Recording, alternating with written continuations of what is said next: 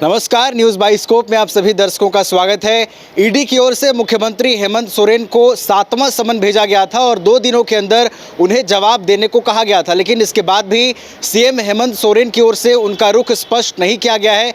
इसके बाद अब इस पूरे मामले में आगे क्या होगा, ये देखना बहुत दिलचस्प हो गया है। और अब ईडी क्या कार्रवाई करती है और सीएम हेमंत सोरेन से ये जो जुड़ा हुआ पूरा मामला है, इसमें अब आगे क्या होता है, ये देखने वाली बात होगी। हमारे साथ हमारे सहयोगी नीरज जुड़े हुए हैं, उनसे इस पूरे मामले को समझने की कोशिश करेंगे। नीरज, 2 दिन का वक्त दिया गया था ईडी की ओर से, उसके बाद भी सीएम की ओर से कोई स्पष्टीकरण नहीं दिया गया है, कैसे देखते हैं इसे? देखिए, आखिरी समन था। इससे पहले 6 समन जो है मुख्यमंत्री हेमंत सोरेन को जारी किया गया था ईडी की ओर से, जो कि सबसे पहला जो समन था वो था 14 अगस्त, 24 अगस्त, 9 सितंबर, 23 सितंबर, 4 अक्टूबर, 12 दिसंबर। ये जो 6 समन था, जो तारीखों को मैंने बताया, उन 6 तारीखों में मुख्यमंत्री हेमंत सोरेन ईडी कार्यालय नहीं गए थे। उन्होंने कोर्ट का सहारा लिया था। सबसे पहले सुप्रीम कोर्ट गए थे, उसके बाद हाई कोर्ट, और दोनों जगह से कहीं ना कहीं मुख्यमंत्री हेमंत सोरेन को बड़ा झटका लगा था। उसके बाद से ये उम्मीद जताई जा रही थी कि हो सकता है कि मुख्यमंत्री हेमंत सोरेन एक बार फिर से सुप्रीम कोर्ट जाए या फिर ईडी की ओर से कोई बड़ी कार्रवाई हो। तो आपने देखा होगा किस तरह 2 दिन पहले जो है ईडी ने 7वां और आखिरी समन जो है जारी किया था और मुख्यमंत्री हेमंत सोरेन से 2 दिन में जवाब मांगा था कि मुख्यमंत्री जगह तय कर ले और उस जगह पर ही ईडी के अधिकारी पहुंचकर उनसे पूछताछ करेंगे जहां पर मुख्यमंत्री हेमंत सोरेन कंफर्टेबल रहे। लेकिन 2 दिन का जो वक्त था वो पूरा हो गया है और सूत्रों के हवाले से जो खबर मिल रही है, मुख्यमंत्री हेमंत सोरेन ने ईडी कार्यालय में किसी प्रकार का पत्र नहीं भेजा है, जानकारी नहीं दी है, यानी कह सकते कि जवाब नहीं दिया है। तो ऐसे में देखने वाली बात हो कि अब ईडी के अधिकारी क्या कुछ करें, क्योंकि ईडी के अधिकारियों ने जो समन भेजा था उसमें साफ साफ कह दिया था कि वो आगे क्या कुछ करने वाले हैं। अगर मुख्यमंत्री हेमंत सोरेन इस समन को भी स्किप करते हैं तो वो कानूनी कार्रवाई कर सकते हैं। तो ऐसे में देखने वाली बात होगी कि अब ईडी की ओर से क्या कुछ होता है। संभवतः ये अब अंदाज़ा लगाया जा सकता है कि ईडी के अधिकारी जो है पीएमएलए कोर्ट की ओर मूव कर सकते हैं और पीएमएलए कोर्ट में मूव करते हुए नॉन अवेलेबल वारंट की जो है अपील कर सकते हैं। तो देखिए नवीन, ये महत्वपूर्ण हो गया है क्योंकि मुख्यमंत्री हेमंत सोरेन ने अपना रुख साफ कर दिया है। बिल्कुल नीरज, अब जो परिस्थितियां बन गई हैं, 2 दिनों का वक्त दिया गया था और मुख्यमंत्री से ये भी कहा गया था कि जगह जो है वो आप ही तय करें कि कहाँ पे पूछताछ होगी। तो अब जिस तरीके से मुख्यमंत्री हेमंत सोरेन की ओर से एक बार भी कह सकते हैं कि नकारात्मकता उनकी ओर से दिखाई गई है और अब 2 दिनों का वक्त दिया गया था, तो ऐसा कह सकते हैं कि अब ईडी की ओर से कोई बड़ा एक्शन हो सकता है नीरज?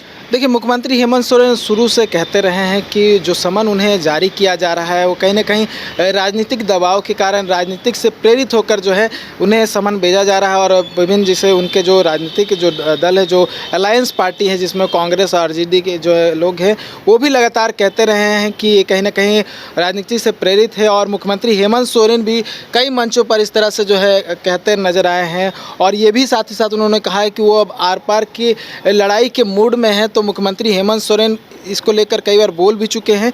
तो ये पहले से उम्मीद जताया जा रहा था कि मुख्यमंत्री हेमंत सोरेन जो है अब ईडी कार्यालय नहीं जाएंगे। हालांकि जब पहला समन जारी किया गया था तो ये उम्मीद जताई गई थी कि इससे पहले जब अवैध खनन मामले मुख्यमंत्री हेमंत सोरेन से पूछताछ हुई थी तो संभवतः मुख्यमंत्री हेमंत सोरेन जो ज़मीन घोटाला मामला है इसमें भी पूछताछ के लिए जाएंगे। लेकिन मुख्यमंत्री हेमंत सोरेन ने अपना रुख जो है साफ कर दिया है कि अब ईडी के बुलावे पर ईडी कार्यालय नहीं जाएंगे। और जिस तरह से उम्मीद जताई जा रही थी कि आखिरी समन है, ऐसे में ईडी के अधिकारियों ने भी उन्हें छूट दिया था कि आप जगह तय कर लीजिए, दिन तय कर लीजिए और समय तय कर लीजिए, हम वहीं पर आपका बयान लेंगे, क्योंकि 7 दिन में हम आपका जो बयान है वो दर्ज कराना चाहते हैं, क्योंकि बहुत समय हो गया और ऐसे में हमारा जो जांच का जो मामला है वो लगातार अटक रहा है, जांच का दायरा आगे नहीं बढ़ पा रहा है, इसलिए बयान लेना काफ़ी महत्वपूर्ण है। लेकिन मुख्यमंत्री हेमंत सोरेन की ओर से जवाब नहीं मिला है। अब देखिए, ईडी के अधिकारियों पर डिपेंड करता है कि अब वो क्या कुछ करते हैं। लेकिन ये ईडी के अधिकारियों ने समन के साथ जो है क्लियर कर दिया था कि अब वो जो है कानूनी रास्ता जो है वो लेंगे, यानी कि कोर्ट की ओर जो है अब वो मूव करते हुए दिखाई देंगे। नवीन, बिल्कुल कानूनी प्रक्रिया ईडी के अधिकारियों की ओर से की जाएगी और अब ये देखने वाली बात होगी, चूंकि मुख्यमंत्री हेमंत सोरेन ने एक एक करके 7वें समन पर भी वो ईडी कार्यालय नहीं पहुंचे हैं।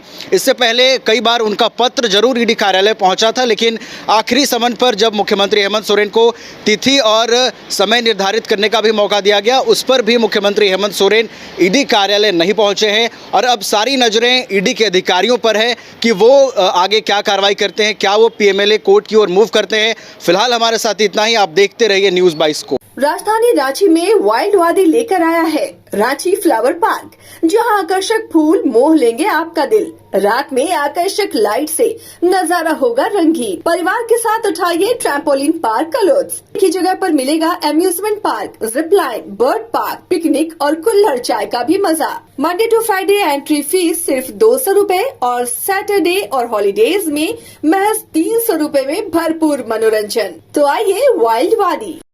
IIT जी नीट एस्पिरेंट्स के सपने को पंख देने आ गया है कंप्लीट सॉल्यूशन इंस्टीट्यूट। यहाँ है smart classroom, 1-to-1 doubt clearing session, ask the expert, video solution और भी बहुत कुछ। मतलब हम करेंगे आपको गाइड, बनेंगे आपके mentor. Foundation classes from class 6 onwards for your bright future. Visit complete solution institute.